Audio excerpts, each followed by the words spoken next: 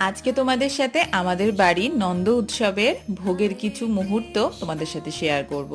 প্রথম দিন আমাদের বাড়িতে পিঠের ভোগ হয়েছে, যেটার কিছু ভিডিও আমার চ্যানেলে আছে, তোমরা অবশ্যই চেক আউট করতে পারো।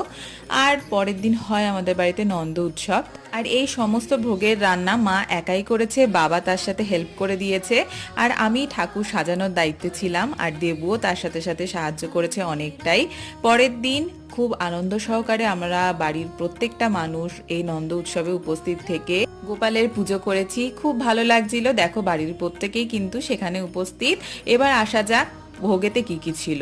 ভোগেতে ফ্রাইড রাইস ছিল, যেটাকে পুষ্প অন্ন বলে, তারপর 5 রকমের ভাজা, আলুর দম, 5 তরকারি, পনির, খিচুড়ি, এছাড়াও মিষ্টি, চকলেট, চিপস। আমি যতটা পেরেছি ততটা ঠাকুরকে করে দেওয়ার চেষ্টা করেছি।